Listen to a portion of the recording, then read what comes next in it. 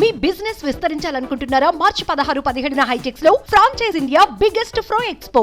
Jail అనగానే ఊచలుండి గాలి లేని చీకటి గదులు, పురుగుల అన్నం, చుట్టూ తుపాకులతో పోలీసులు, నిద్ర పట్టకుండా దోమలు, దుర్గంధం ఉంటాయని భావిస్తాం. నేరాలు చేసి జైలుకెళ్లిన ఖైదీలు ఎందుకురా ఈ నరకం అనుకునేలా చెరసాలలు ఉంటాయని అనుకుంటాం. మరి నిజంగా అలాగే ఉంటాయా అంటే లేదని చెప్పాలి. జైలు జీవితాన్ని స్వర్గంలా భావిస్తున్నారు పలువురు ఖైదీలు. ఈ విషయాన్ని ఏకంగా ఓ హత్య కేసులో శిక్ష అనుభవిస్తున్న ఖైదీనే స్వయంగా చెప్పడం సంచలనం సృష్టిస్తోంది.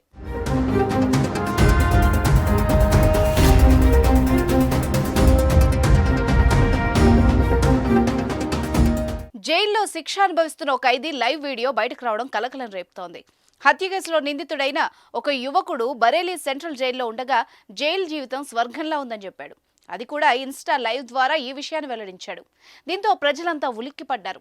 జైలు జీవితం అనుభవిస్తున్న ఓ నేరగాడికి ఫోన్ ఎలా వచ్చింది, జైలు స్వర్గంలా ఉంది అనడం ఏంటని ఆశ్చర్యపోతున్నారు. ఈ వీడియో బయటకు రావడంతో పోలీసు అధికారులు అలర్ట్ అయ్యారు. ఉత్తరప్రదేశ్లోని బరేలీ సెంట్రల్ జైలు నుంచి ఈ వీడియో ప్రసారమైనట్టు గుర్తించారు. సోషల్ మీడియా ద్వారా ఆసిఫ్ అనే ఖైదీ స్ట్రీమింగ్ చేసినట్టు తెలిపారు. 2019లో రాకేష్ యాదవ్ అనే కాంట్రాక్టర్ ను హత్య చేసిన కేసులో ఆసిఫ్ అనే వ్యక్తి శిక్ష అనుభవిస్తున్నాడు.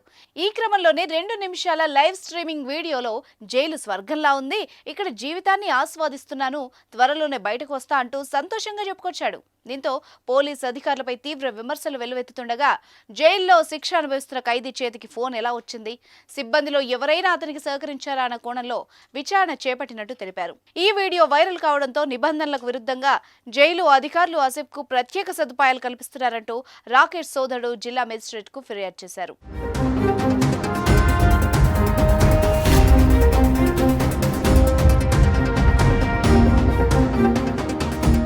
జైలు జీవితం అనుభవించాలని ఎవరు కోరుకోరు. జైలు అంటేనే భయపడి తప్పు చేయాలన్న ఆలోచన ఉన్నా దాన్ని విరమించుకుంటారు.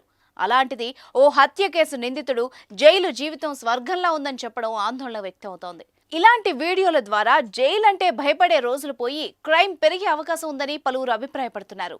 జైలు నుంచి విడుదలైన శిక్ష అనుభవిస్తున్న ఖైదీల్లో మార్పు రావాలి. ఎందుకు తప్పు చేశావన్న ఆలోచన రావాలి. ఒక్కసారి జైలుకెళ్ళి వచ్చిన ఖైదీ అటు వైపే చూడకుండా చూసే బాధ్యత అధికారులదే. అలాంటిది ఓ ఖైదీ మాత్రం భయం లేకుండా, అది కూడా జైల్లో ఫోన్ తీసుకుని వీడియో చేయడం సంచలనంగా మారింది. దీనిపై మీరేమంటారో కమెంట్ చేయండి.